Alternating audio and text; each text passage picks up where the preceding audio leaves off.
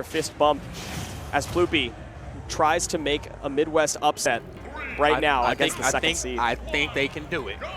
I think they can do it. Not saying I'm wishing anything ill on Lima, but Ploopy is not to be taken lightly. It can be done. Starting off with a classic combo, Lima SDIing and DIing outside because as long as you aren't on the stage, Game & Watch can't continue the combo, and the recovery options for Bayonetta are so, well enough anyways that you can get around a lot of Game & Watch's shenanigans. Starting another combo here off the side. That's going to be some nice percentage, 60% on this very light character, and he's so light that fist is going to take you to the blast zone. First stock. Not an easy thing to do either, mind you. Just dealing with Game & Watch in the corner and off stage. Lima making it look as easy and as effortless as ever. Back here, though, we'll chase you down and we'll catch you out of witch twist. Be careful.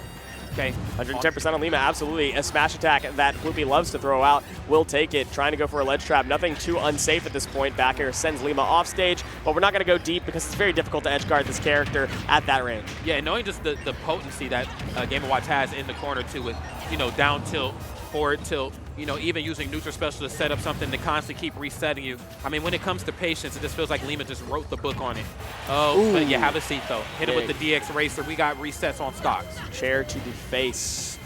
Lima, 0%, had a nice little combo to open up some percentage and continuing to do so against Ploopy, racking up the advantage. Okay, dive kick around. This is the luxury I think Bayonetta has, that a lot of characters don't. Like Bayonetta, Zero-Suit Samus, even Cloud to some degree. The platforms are there. I mean, if you want to disengage, you can do it like no other. Don't touch me.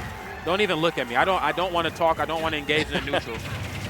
That jab's not going to take the stock. As light as Game & Watch is, you've got to be a little bit closer to the ledge at the very least. But 115% is up tilt back air percentage if Lima can find his way back to the ground.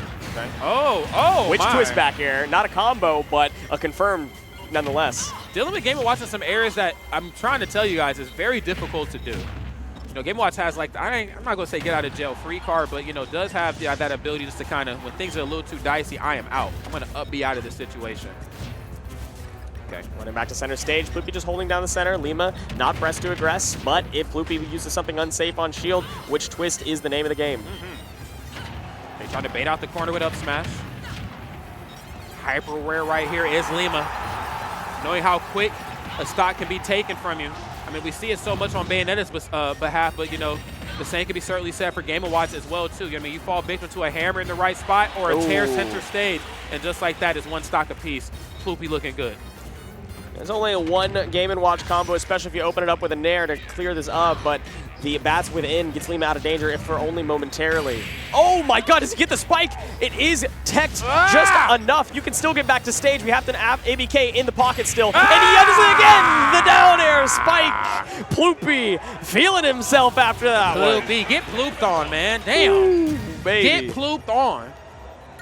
Oh my god, what a reliable option right there. Bayonetta does not snap to ledge with the ABK, so Lima's going to have to be a little bit more creative with the recoveries, especially when you're above 50% or any amount where that down air is going to spike. I'm telling you, be careful what you ask for, though, because when it comes to creativity, I'm telling you, Lima, he's a kid in the STEM room, okay? He can concoct and really come up with some great stuff. Offensively, and then most importantly, defensively. See how important that was in the match versus Cola. Even though it didn't play out to his favor, was still able to survive in some areas where the average player, the average character cannot do.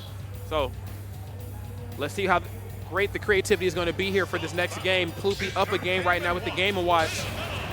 Moving and grooving here in losers quarterfinals, friends. Midwest, make some noise in that chat.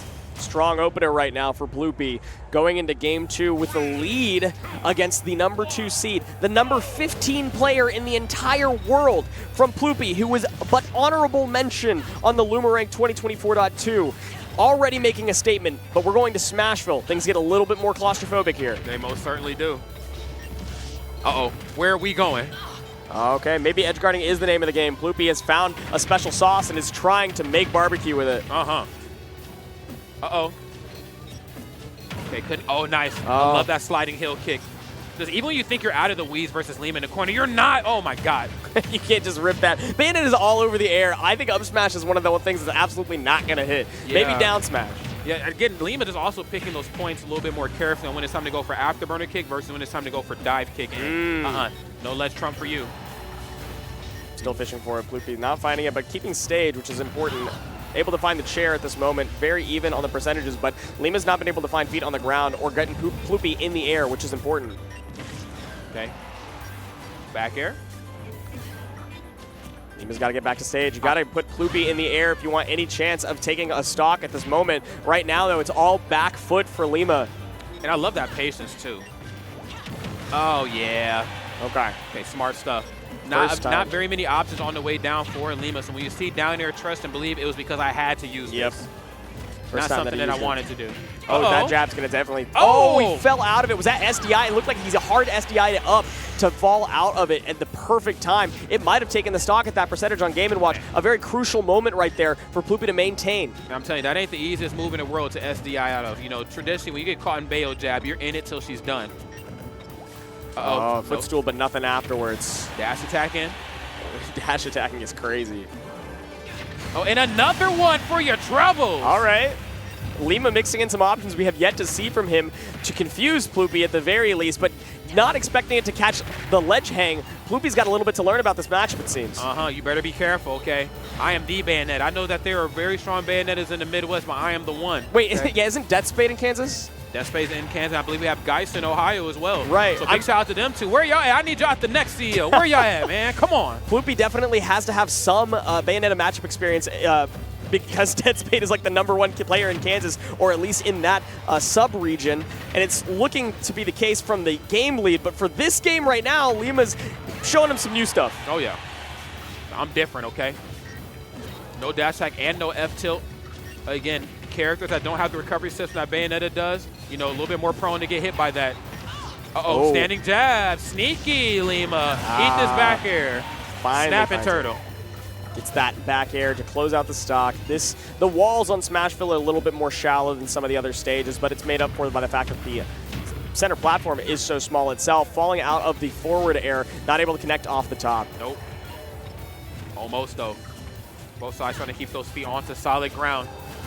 Understanding just how important it is to not allow the other side to harass them with up airs, especially on Game & Watch's side. Bayonetta, easy character to combo, even with the Witch Time and the Witch Twist, or the Bats Within, excuse me. Still has to dig deep. Great patience. Okay.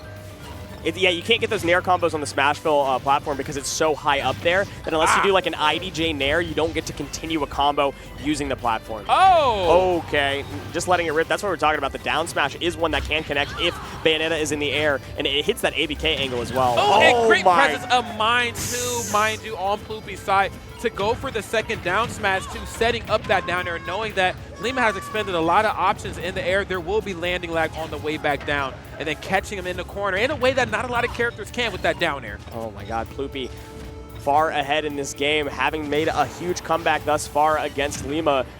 What an upset this would be if it wound up going to Game 3 to Ploopy, but the back air is going to keep Lima a little bit longer alive for this second game. A little bit of pressure in the corner right now. Up throw into down air, trying to mix in some options, maybe trying to read out the air dodge, but Ploopy is trying to play mind games with Lima. Lima can't even get his brain in the game or feet on the ground. Yeah, things are not looking good for Lima right now. Ploopy saying once more, please have a seat, okay? And the well-deserved mini pop-off right there. If the pop-off was that crazy for Game 2, then I can only imagine if Ploopy wins this, there's going to be Ploop everywhere.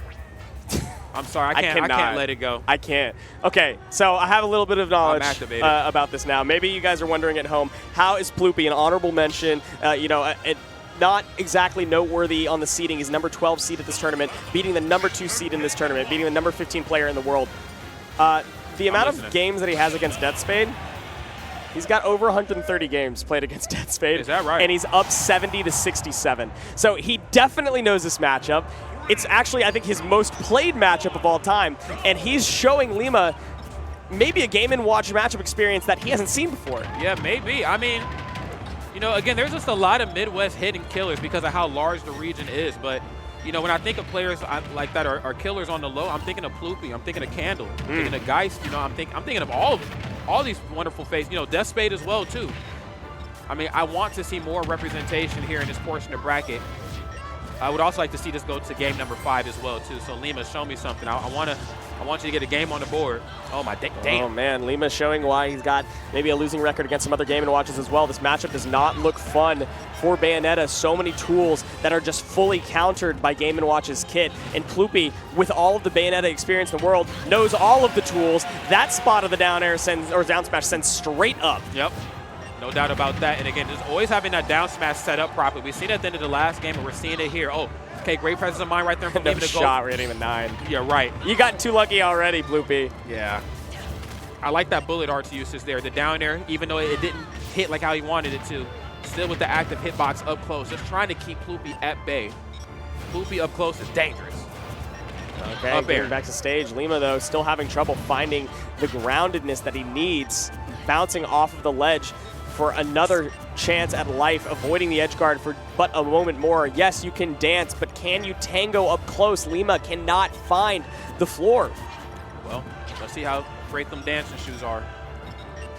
You see the back air, forcing Lima out that corner, trying to set up for an up smash. Again, I do think even despite being a deficit, Lima's just idea of the stage and in conjunction with where Bayo is in the platforms, not going to see very many times where up smash connects, especially at the courtesy of God, not afterburner kick, but the I'm having an old man moment right here. The grounded one? Yeah, the heel other slide. one. No, not heel slide. Which dive twist? kick. Jesus dive Christ. Kick. Sorry, I had an old man moment for a second. Dive kick. I'm like, angle down after. No, chat's going to eat me up for that dive kick. Okay, found a little bit of an opening here. Did clean up the first stock and now is tacking on some additional damage. Okay, cross up back here. Okay. This is smart here, even despite the deficit. Lima showcasing some great maneuverability here about this stage. Ploopy said, the minute you land in front of me, though, I'm pulling up with the chair every time. Maybe came back to stage, going to be safe this time around. The chair just misses, but they both shield, which allows Ploopy to get the grab, continue this combo. And rare miss too on the chair. If I'm not mistaken, chair lasts quite a while. It's a linger. Yeah. It's a linger. Oh, what? I watched him pull out the judge there for a second. The hammer with the number above it came out in disadvantage. That would have been a hilarious stock steal. And I've mentioned this before, but Ploopy is a content king himself. If he can make content out of something, he will. I had no idea. I wasn't familiar with Ploopy's game. It's like I need to subscribe to that Twitch channel soon. Guy comes to the Midwest, various events, and just taunts and wins games that you don't expect him to win and pops off, and he's just a legend for how young he is. Okay, well, Ploopy looking good right now, but the job ain't done just yet, and this is still Lima. I mean, even in the Cola match, we got to see how important it was for Lima just to play as safe as we're seeing right now, jumping around these platforms and waiting for the opponent to make a mistake just to exploit it. Now, obviously, that idea is a little bit more difficult to do versus Game & Watch than it is on Roy, but it's still a possibility nonetheless.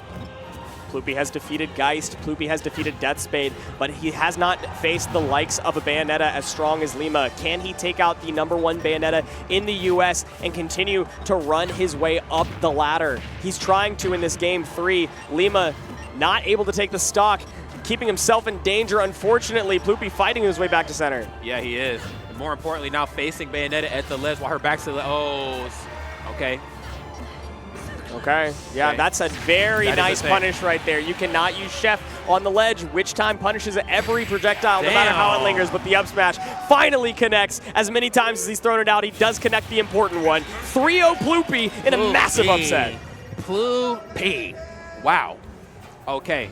Now that is how you close out a match in style. A very definitive 3-0. I mean, again, a hard-fought one, of course, on Lima's side, but it's a tough matchup nonetheless. And you know, you take somebody as talented as Ploopy in conjunction with playing against Deathspade, one of the best Bayos to ever do it in the business. And I don't know what his set record is versus some of the other Bayos that are in the Midwest, like, you know, Geist and everybody else. But, again, the matchup knowledge was certainly there. Was able to apply it thoroughly in a way that not many other players can versus Lima. Lima usually just, you know, your favorite player, but Ploopy made him work for it. Incredible run from another Midwest legend. And now we have our top 4 locked into place. On the winner's side, of course, we have Cola and Apollo Kage. It's Snake versus Roy. That's going to be explosive, pun intended. It's going to be fun. It's going to be fiery, pun intended. And on the loser's